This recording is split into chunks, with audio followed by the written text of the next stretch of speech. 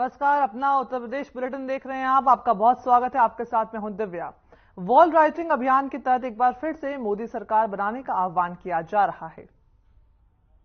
के साथ देश भर के हर एक बूथ पर वॉल राइटिंग का कार्यक्रम प्रारंभ होगा और हमारा प्रयास है कि भारतीय जनता पार्टी का एक एक कार्यकर्ता इस दीवार लेखन में अपने आप को आत्मसात करे, जोड़े और इस कार्यक्रम को सफल बनाए।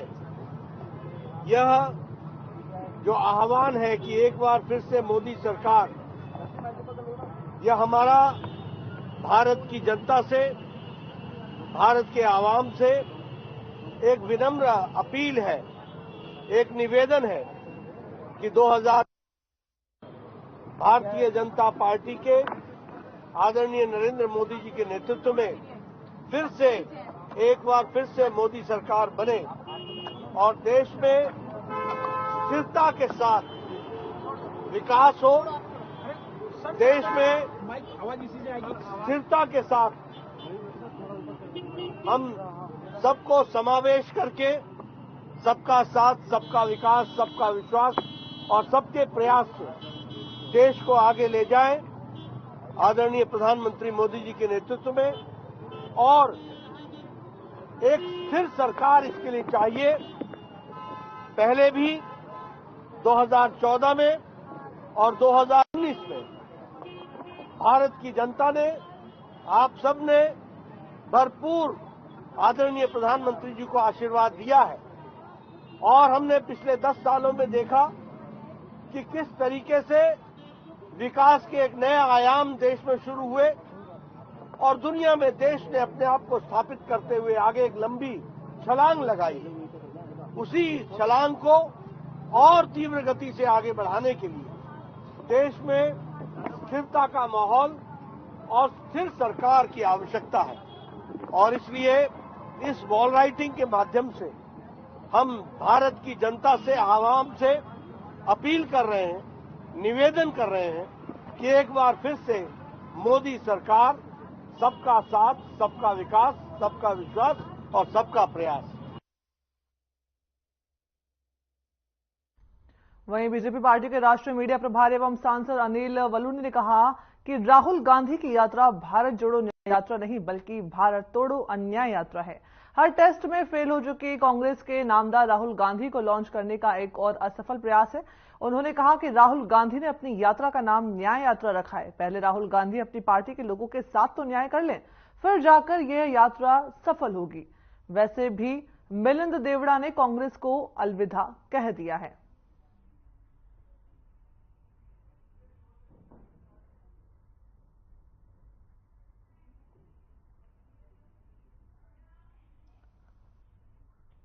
श्री रामलला के स्वागत में उत्तर प्रदेश विधानसभा अध्यक्ष सतीश महाना का भक्ति से भरा यह भजन मंत्रमुग्ध करने वाला है। आप भी सुनिए।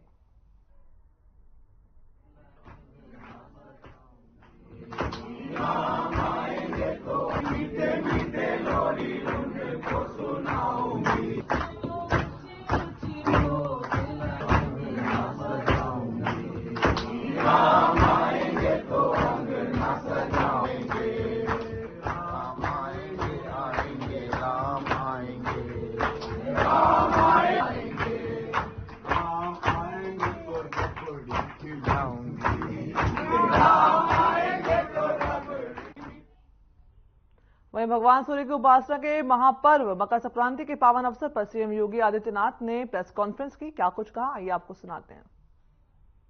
आज मकर संक्रांति का पावन पर्व है।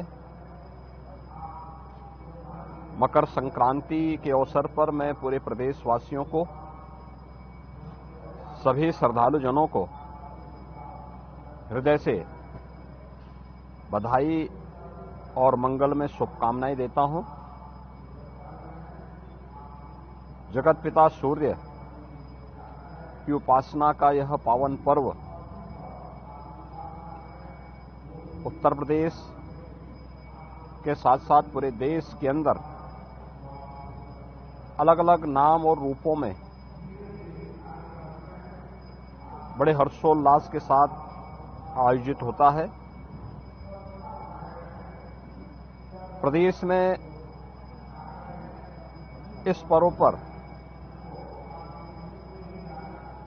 अलग अलग स्थानों पर अलग अलग प्रकार के आयोजन होते हैं, तो देश के अंदर भी कहीं बिहू के नाम पर, कहीं लोहड़ी के नाम पर, कहीं पोंगल के नाम पर, कहीं तिलवा संक्रांति के रूप में और कहीं खिचड़ी संक्रांति के रूप में इस पर्व को श्रद्धालुजन आयोजित करते रहे हैं। उत्तर प्रदेश में आज माघ मेले में भी लाखों की संख्या में श्रद्धालुजन आकर के संगम पे स्नान कर रहे हैं। पवित्र नदी, सरोवर, तालाब आदि स्थानों पे भी भारी संख्या में जाकर के स्नान करते हैं। प्रयागराज हो, काशी हो, गढ़मुक्तेश्वर हो या अन्य पवित्र स्थलों पर, अयोध्या धाम हो, गोरखपुर में श्री गोरखनाथ मंदिर से मकर संक्रांति का भी एक महत्वपूर्ण जुड़ाव रहा है। आपने कल भी देखा होगा और आज भी लाखों की संख्या में श्रद्धालुजन आकर के भीषण शीतलहरी के बावजूद महायोगी भगवान गोरक्षनाथ जी को अपनी आस्था की पवित्र खिचड़ी चढ़ा रहे हैं। आज प्रातः काल से ही लाखों की संख्या में सड़कों पे लंबी लंबी कतारें लग करके अपनी आस्था की पवित्र खिचड़ी को चढ़ाने के लिए श्रद्धालुजन पंक्ति में खड़े होकर के इस पूरी व्यवस्था के साथ अपनी आस्था को व्यक्त कर रहे हैं। जहां पर सभी स्थानों में प्रदेश के अंदर इस आस्था को सम्मान देने के लिए मंदिर प्रबंधन की ओर से, प्रशासन की ओर से श्रद्धालुजनों को किसी भी प्रकार की असुविधा न हो, हर स्थान पर पर्याप्त व्यवस्था दी गई है और बड़ी श्रद्धा के साथ आने वाला श्रद्धालु अनुशासित तरीके से न केवल दर्शन कर रहा है बल्कि अपनी आस्था की पवित्र खिचड़ी के माध्यम से या संगम तट पर या नदी और सरोवरों पर स्नान करके अपनी आस्था को पुष्ट कर रहा है और भारत की सनातन परंपरा के प्रति अपने दृढ़ विश्वास को आगे बढ़ा रहा है। पर्व और त्योहारों की जो हमारी लंबी परंपरा है, उस परंपरा में आज का महत्व इसलिए भी और हो जाता है क्योंकि भगवान सूर्य जिन 12 राशियों में विभक्त होकर के इस संपूर्ण ब्रह्मांड का भ्रमण करते हैं, आज धनु राशि से मकर राशि में जगतपिता सूर्य का संक्रमण भी है जो मकर संक्रांति के रूप में है। तो दक्षिणायन से उत्तरायण में भी सूर्य का जाना यह सनातन धर्म की परंपरा में अनेक मांगलिक और शुभ कार्यों को करने की एक प्रशस्त तिथि मानी जाती है। हमारे सभी मांगलिक और शुभ कार्यों को शुभारंभ करने की तिथि भी है। यानी अब इसके बाद से मुहूर्त के अनुसार मांगलिक और जितने भी इस प्रकार के पारिवारिक कार्यक्रम श्रद्धालुजनों के होते हैं, उन सभी को लोग इस कार्यक्रम के अपने आयोजनों को आयोजित करते हैं। और भारत की परंपरा में हजारों वर्षों से इस प्रकार के आयोजन की या उत्तरायण के बार का अपना महत्व रहा है। तो स्वाभाविक रूप से आज ब्रह्म मुहूर्त से ही लोग मकर संक्रांति की पूर्ण बेला में इस श्रद्धा के साथ जुड़े हुए हैं। पंचांग के अनुसार प्रातः 9:15 बजे के आसपास धनु राशि मकर राशि में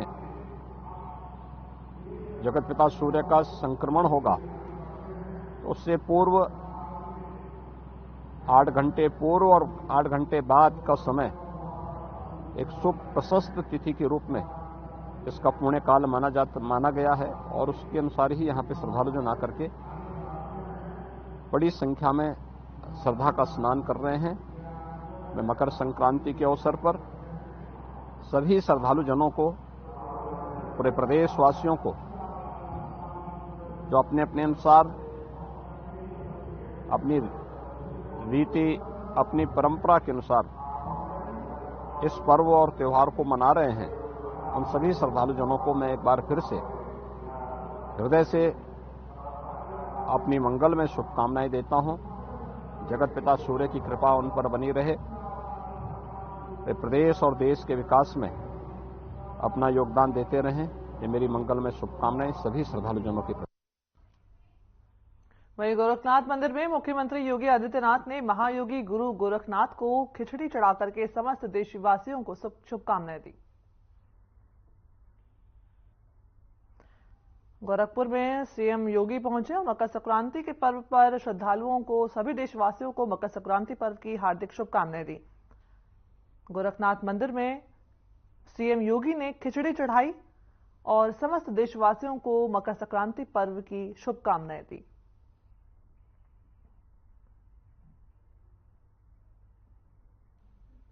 मकर संक्रांति पर जैसा दान का महत्व है, उसी तरह से खिचड़ी भी चढ़ाई जाती है। उसी के तहत सीएम योगी ने आज गोरखपुर मंदिर में आज खिचड़ी चढ़ाई।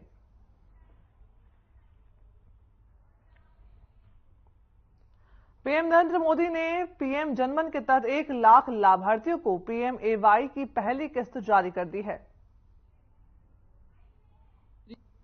जनमन योजना के अंतर्गत आवास योजना मिली है, आवास मिला है और आज आपके तरफ से 90,000 रुपए किस्त के रूप में मिलने वाले हैं और इसके साथ साथ हमें शौचालय और उसके साथ साथ मनरेगा के साथ हमें रोजगार भी उपलब्ध करा रहे हैं और हमारे घर में बिजली आती है, उज्ज्वला गैस मिला है सर, और पानी, पीने का पानी नल भी हमारे घर में आया है, पीला रेशन कार्ड मिला है सर और आयुष्मान भारत कार्ड भी मिला है, जिसके वजह से हम 5 लाख तक मुफ्त में इलाज किसी भी अस्पताल में कर सकते हैं सर। अच्छा, आप दोनों भाई बहन को मैं पूछता हूं कि समाज इतना सारा आपके लिए करता है, आप समाज के लिए क्या करते हैं? कोई विचार आता है मन में? जी सर, मुझे तो एक शिक्षक बनना था और मेरी ऐसी प्रेरणा है, मेरी ऐसी इच्छा है कि मैं हर एक विद्यार्थी को पढ़ाकर देश के हर एक कोने में पहुंचा दूं, मेरे समाज का हो या पूरे भारत देश का हो, और वह एक बड़ा अफसर बन के भारत का विकास करे। अच्छा भाव साहब, ये जो मैं नासिक आया था और मंदिर में मैंने सफाई का काम किया था। जी सर। वो क्यों किया था?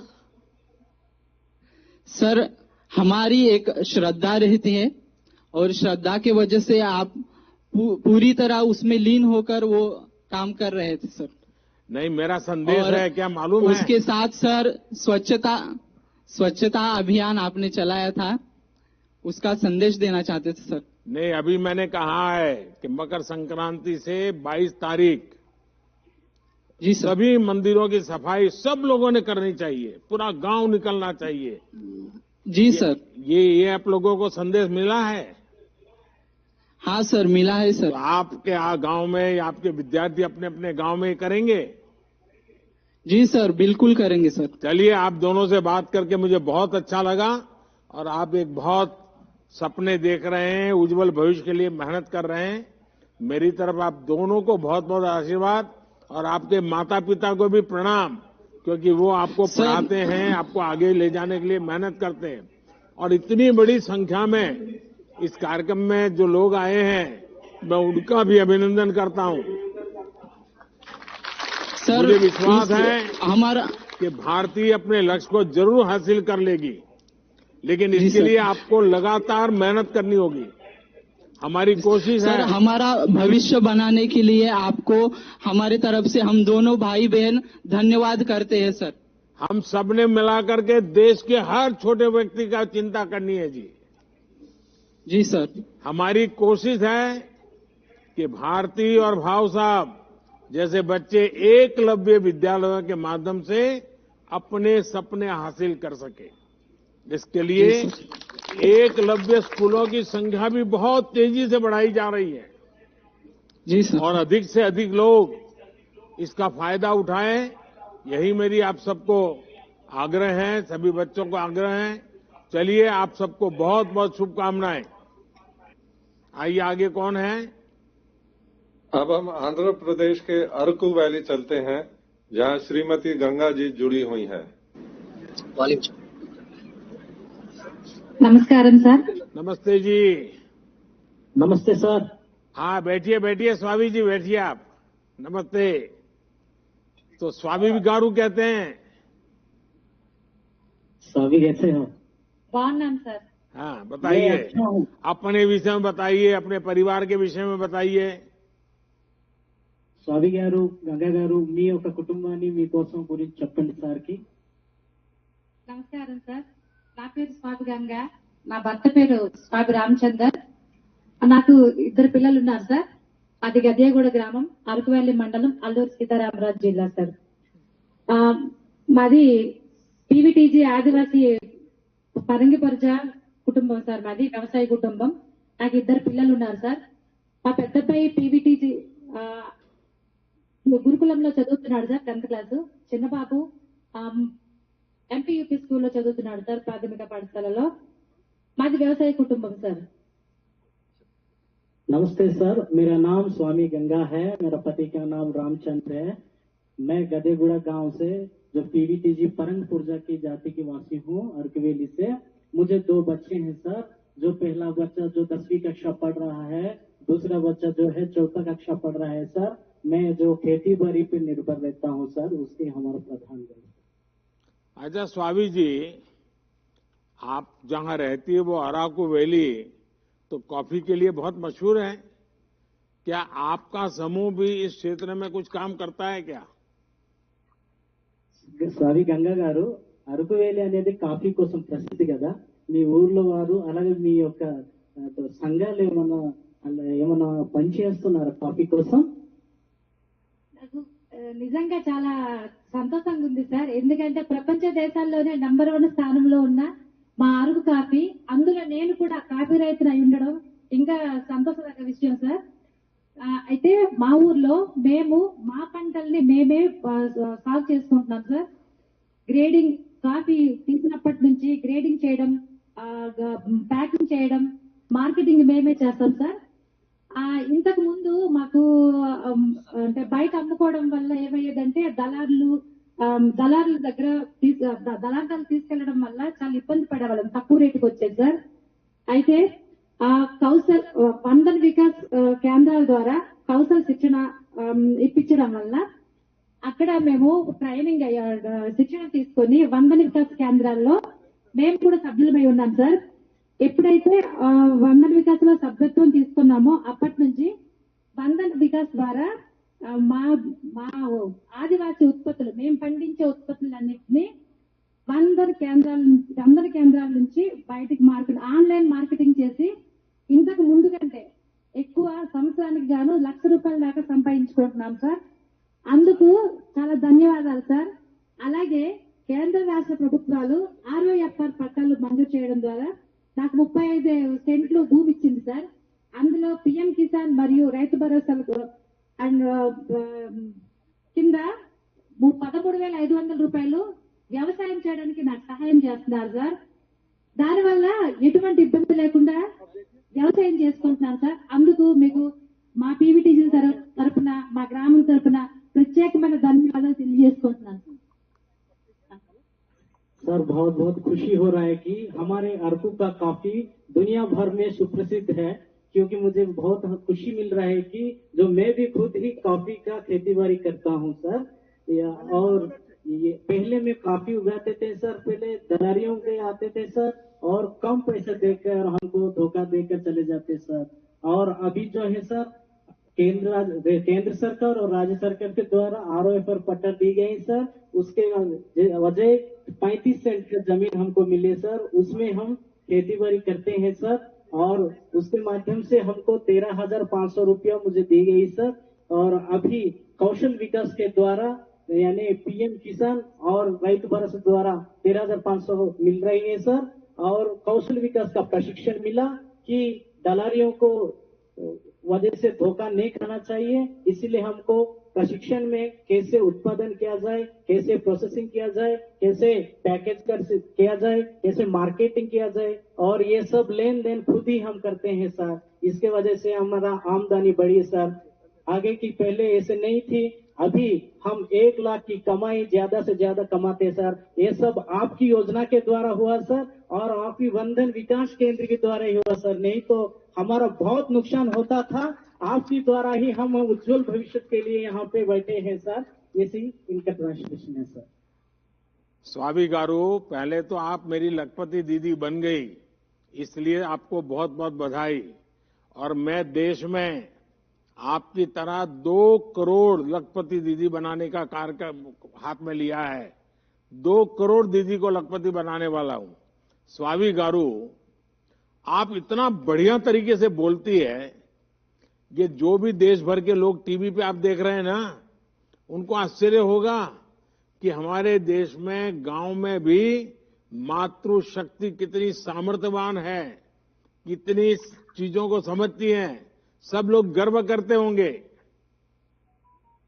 సాయి గారు, నేను మీ అక్కగా నేను అనుకుంటున్నాను, మీరు ఈ రోజు నాతో మాట్లాడుతున్నారంటే మీ ఊరు ప్రజలందరూ కూడా ఎంతో సంతోషంగా పడి ఉండొచ్చు కదా.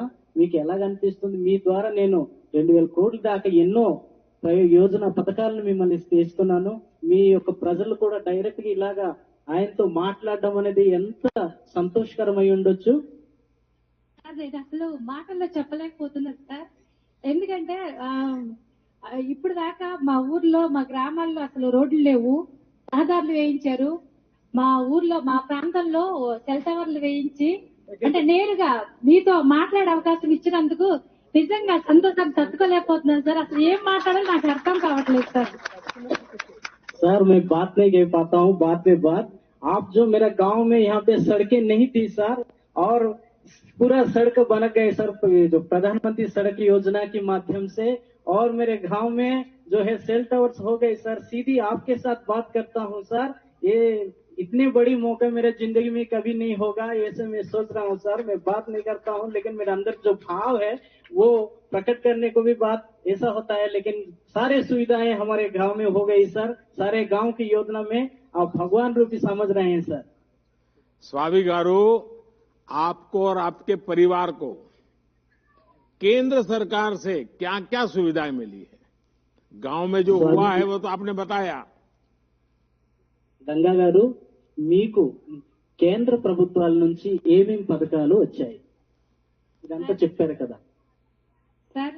మా ఊర్లో 5వ తారీఖు జనవరి 1, 2024 నాడు జిల్లా యంత్రాంగం మొత్తము ఒక అవగాహన సదస్సు ఏర్పాటు చేశారు సార్. అందులో మాకు PM జన్మన్ అనే కార్యక్రమం గురించి చెప్పారు సార్.